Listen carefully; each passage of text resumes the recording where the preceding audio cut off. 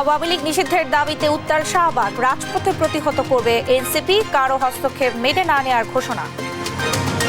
রাজনীতিতে যেভাবে নোংরা হস্তক্ষেপ করেছেন, 24 পরবর্তী বাংলাদেশে রাজনীতি নিয়ন্ত্রণ করবে শুধুমাত্র রাজনীতিবিদরা। সংস্কার আর নির্বাচন মুখোমুখি করা হচ্ছে, মন্তব্য তারেক রহমানের। ঐক্য ধরে রেখে জনগণের প্রত্যাশিত গণতন্ত্র প্রতিষ্ঠার আহ্বান।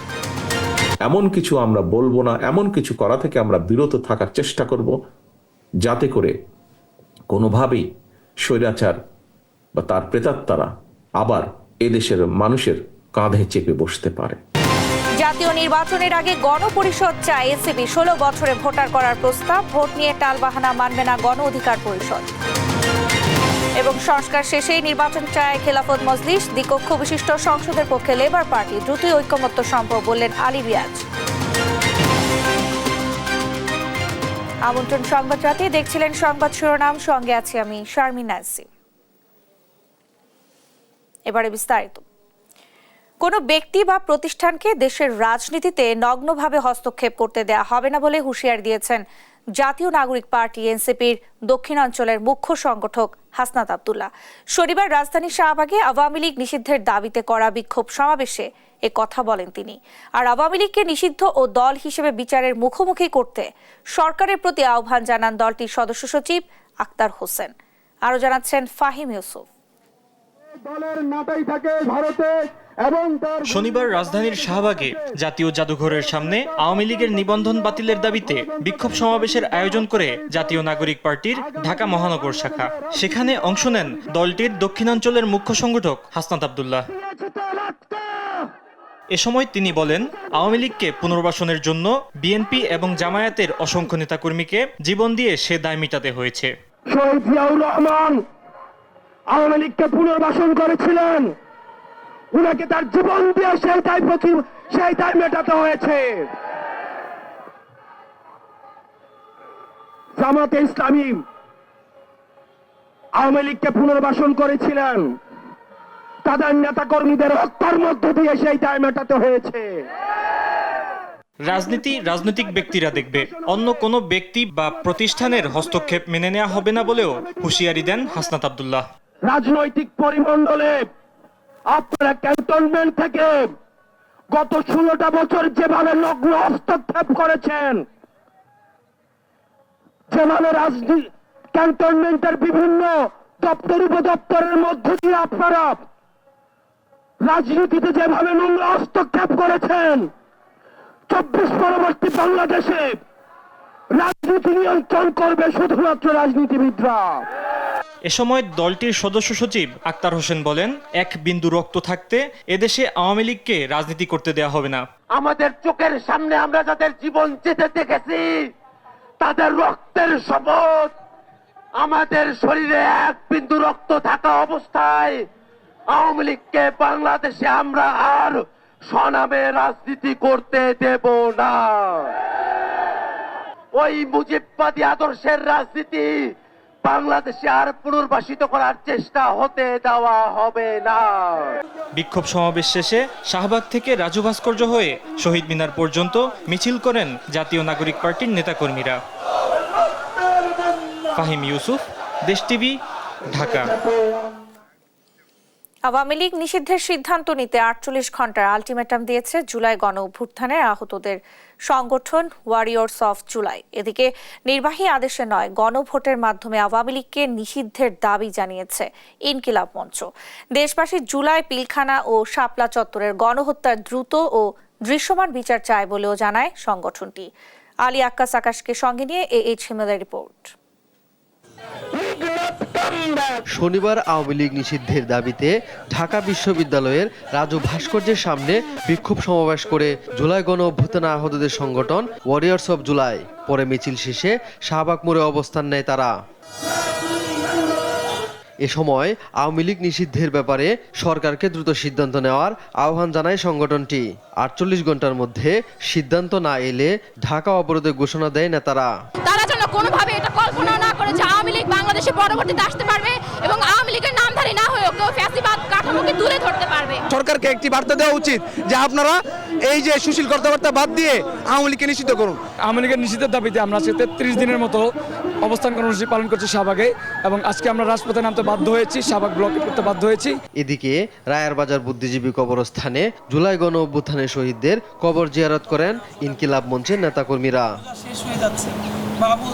এ সময় জুলাই গণ অভ্যুত্থানে গণহত্যার বিচার ও আওয়ামী লীগ নিষিদ্ধে দ্রুত ব্যবস্থা নেওয়ার আহ্বান জানান সংগঠনের মুখপাত্র শরীফ উসমান হাদি। আমরা এক্সিকিউটিভ অর্ডারে আওয়ামী লীগ নিষিদ্ধ চাই না, আমরা চাই এই রায় দিবে জনতা।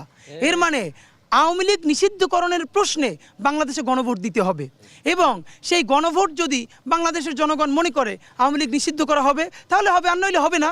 আমরা জুলাই, পিলখানা এবং শাপলা গণহত্যার বিচার এবং গণহত্যাকারী আওয়ামী লীগ নিষিদ্ধের দাবিতে শহীদি সমাবেশ ডেকেছি। আমরা আগামী 1 মাস পুরো সারা বাংলাদেশে এই দাবিতে গণসংযোগ কর্মসূচি করব। জুলাই, পিলখানা ও শাপলা গণহত্যার বিচার ও আওয়ামী লীগ নিষিদ্ধের বিষয়ে জনমত গড়তে আগামী 1 মাস লিফলেট বিতরণ করবে ইনকিলাব মঞ্চ। এরপর শাহবাগে 25 এপ্রিল শহীদ সমাবেশের কথাও জানান মুখপাত্র। হিমেল, দেশ টিভি, ঢাকা। সংস্কার আর নির্বাচনকে মুখোমুখি করে দেয়া হচ্ছে বলে মন্তব্য করেছেন বিএনপির ভারপ্রাপ্ত চেয়ারম্যান তারেক রহমান। বলেছেন, রাজনীতিতে ভিন্ন মতামত থাকতে পারে, তবে এমন কিছু করা বা বক্তব্য দেয়া যাবে না যাতে ফ্যাসিবাদ আর তার দোসররা পুনর্বাসিত হতে পারে। আর বিএনপির সিনিয়র যুগ্ম মহাসচিব রুহুল কবির রিজভী বলেন, পরাজিত স্বৈরাচার দেশকে অস্থিতিশীল করছে। শনিবার বিকেলে আলাদা অনুষ্ঠানে এইসব কথা বলেন তারা। নিয়াজ মোর্শেদের রিপোর্ট। শনিবার বিকেলে রাজধানীতে একটি হোটেলে রাজনৈতিক নেতা ও বিশিষ্ট ব্যক্তিদের সম্মানে আয়োজন করা হয় ইফতার ও দোয়া মাহফিলের। এ সময় বিভিন্ন রাজনৈতিক দলের নেতারা বলেন, অন্তর্বর্তী সরকার নির্বাচনের দিকে যাত্রা শুরু করলেও তা নস্যাৎ করতে বিদেশি এজেন্টরা ষড়যন্ত্র করছে। নানান সুযোগ নিয়ে বিদেশি আধিপত্যবাদের প্রভুরা, এজেন্টরা বিভিন্ন শক্তিকে কাজে লাগিয়ে আমাদের সমস্ত আয়োজনকে যেন তছনছ করে দিতে চাইছে।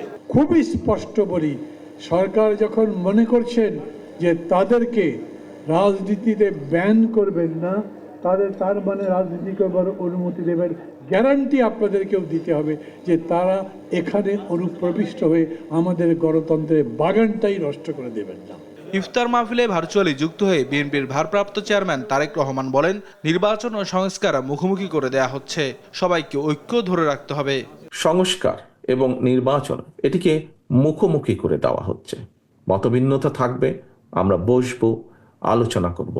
এমন কিছু আমরা বলবো না, এমন কিছু করা থেকে আমরা বিরত থাকার চেষ্টা করব যাতে করে কোনোভাবেই স্বৈরাচার বা তার প্রেতাত্মারা আবার এদেশের মানুষের কাঁধে চেপে বসতে পারে।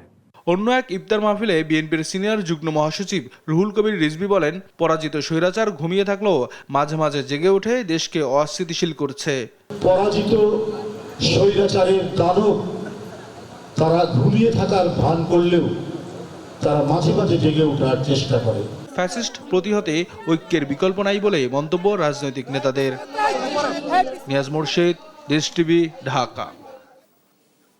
ঐক্যমত্য কমিশনের প্রস্তাবনায় ভবিষ্যতে অনির্বাচিত ব্যক্তিদের রাষ্ট্রীয় দায়িত্বে নিয়োগের অযৌক্তিক প্রচেষ্টা রয়েছে, যা অনভিপ্রেত বলে মনে করে বিএনপি। এটি নির্বাহী ও আইন বিভাগকে খর্বহীন করবে বলে মত দলটির। রাজধানী গুলশান কার্যালয়ে এক ব্রিফিংয়ে এসব কথা বলেন বিএনপি মহাসচিব মির্জা ফখরুল ইসলাম আলমগীর। এই সময় সংস্কার ও নির্বাচন প্রক্রিয়া একসঙ্গে চলতে পারে জানিয়ে ফ্যাসিবাদ বিরোধী ঐক্য ধরে রাখার আহ্বান জানান তিনি। নিয়াজ মোর্শেদের প্রতিবেদন, জানাচ্ছেন নাইম আফসান। শনিবার সকালে গুলশান চেয়ারপারসন কার্যালয়ে সংবাদ সম্মেলন করেন বিএনপি মহাসচিব মির্জা ফখরুল ইসলাম আলমগীর। কথা বলেন বিভিন্ন সংস্কার কমিশনের প্রস্তাবনা নিয়ে। অভিযোগ করেন, সুপারিশমালায় অনির্বাচিত ব্যক্তিদের রাষ্ট্রীয় দায়িত্ব নিয়োগ দিয়ে সাংবিধানিকভাবে ক্ষমতায়িত করার চেষ্টা চালানো হচ্ছে। সুপারিশমালাসমূহ পর্যালোচনায় প্রতীয়মান হয়, কিন্তু ভবিষ্যতে অনির্বাচিত ব্যক্তিদের রাষ্ট্রীয় দায়িত্বে নিয়োগের অযৌক্তিক প্রচেষ্টা রয়েছে, যা অনভিপ্রেত। ঐক্যমত্য কমিশনের স্প্রেডশিটের অবস্থা আর কমিশন সদস্যদের বক্তব্যে জনমনে প্রশ্নের সৃষ্টি হয়েছে বলে দাবি করেন বিএনপি মহাসচিব। জাতীয় ঐক্যমত্য কমিশন কর্তৃক প্রেরিত স্প্রেডশিটের সাথে মূল নির্ধারিত কর্ম পরিকল্পনার অংশ যা গণতন্ত্রের স্বার্থের পক্ষে কিনা এটা বলা মুশকিল। আর ফ্যাসিবাদ বিরোধী ঐক্য ধরে রাখার আহ্বান জানিয়ে তিনি বলেন, অন্তর্বর্তী সরকারকে সর্বোচ্চ নিরপেক্ষতা ও সতর্কতার সঙ্গে সংস্কার ও নির্বাচনকে এগিয়ে নিতে হবে। সংস্কার আগে, নির্বাচন পরে, কিংবা নির্বাচন আগে সংস্কার পরে এই ধরনের অনাবশ্যক বিতর্কের কোনো অবকাশ নেই।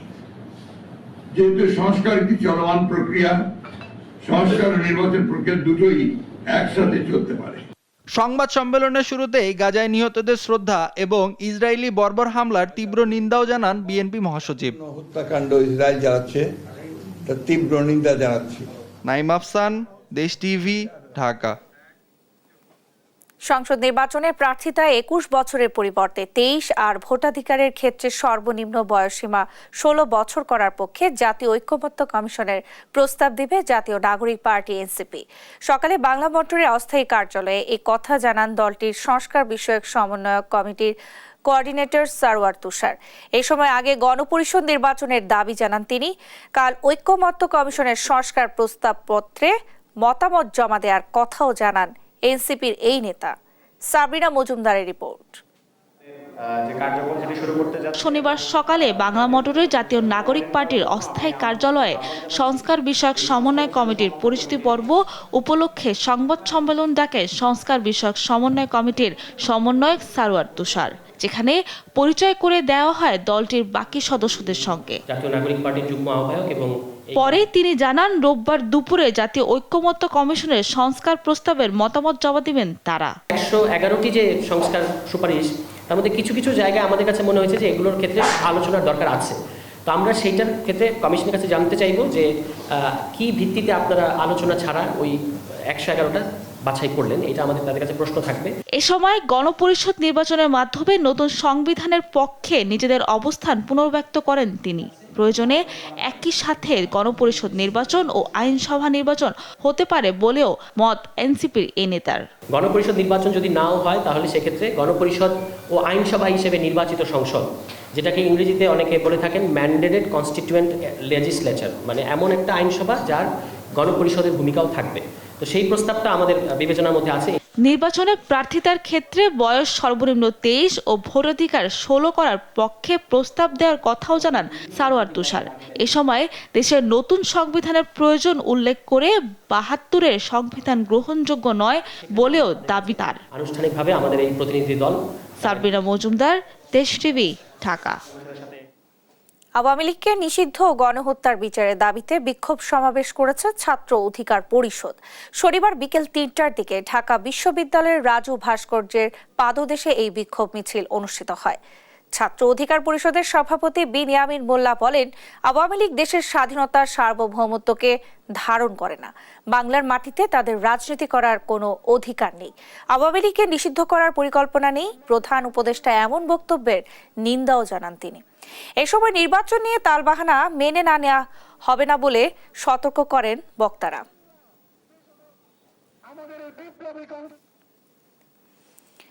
প্রয়োজনীয় সংস্কার শেষে জাতীয় নির্বাচন চায় খেলাফত মজলিস, যা 10 মাসের মধ্যেই সম্ভব বলে মনে করেন দলটির মহাসচিব ডক্টর আহমদ আব্দুল কাদের। এদিকে দ্বিকক্ষ বিশিষ্ট সংসদের পক্ষে থাকলেও দেশকে 4টি প্রদেশে ভাগ করার প্রস্তাবে আপত্তি জানিয়েছে লেবার পার্টি। আওয়ামী লীগকে স্বৈরাচার বানানোর পেছনে জাতীয় পার্টি ও অন্যান্য দোসরদের নিষিদ্ধের দাবিও জানায় দলটি। আর কমিশনের সহ সভাপতি আলী রিয়াজ জানান, আলোচনার মাধ্যমে দ্রুতই ঐক্যমত্য সম্ভব। আলিমুজ্জামান সাফওয়ানের রিপোর্ট। জাতীয় নির্বাচনের পূর্বে সংস্কার কমিশনের 166টি প্রস্তাব নিয়ে রাজনৈতিক দলগুলোর সঙ্গে আলোচনার টেবিলে জাতীয় ঐক্যমত্য কমিশন। এরই ধারাবাহিকতায় শনিবার সকালে জাতীয় সংসদের এলডি হলে দ্বিতীয় দিনের মতো আলোচনা হয় খেলাফতে মজলিস ও লেবার পার্টির প্রতিনিধি দলের সঙ্গে।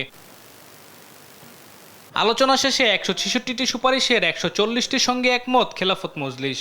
দলটির মহাসচিব বলেন, 10 মাসের মধ্যেই প্রয়োজনীয় সংস্কার শেষে নির্বাচন সম্ভব। গণপরিষদ নয়, অধ্যাদেশের মাধ্যমেই সংবিধান সংশোধন করতে হবে। গণহত্যার দায়ে বিচারের পূর্বে আওয়ামী লীগের নির্বাচনে আসার সুযোগ নেই বলেও জানান তিনি। আমরা বলছি,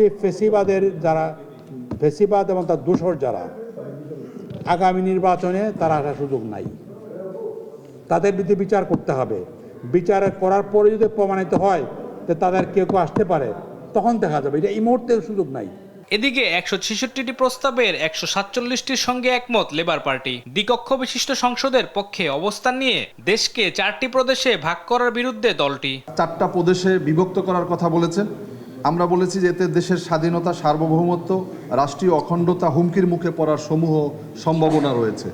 আমরা যে অবস্থায় আছি এই অবস্থায় থাকা দরকার এবং আমরা দেখেছি যে আমাদের একাধিকবার আমাদের 3 জেলা নিয়ে, পার্বত্য জেলা নিয়ে সমস্যা হচ্ছে। এর আগে দ্রুতই সব রাজনৈতিক দলের সঙ্গে সংলাপ শেষে ঐকমত্য সম্ভব বলে জানান কমিশনের সহসভাপতি ডক্টর আলী রিয়াজ।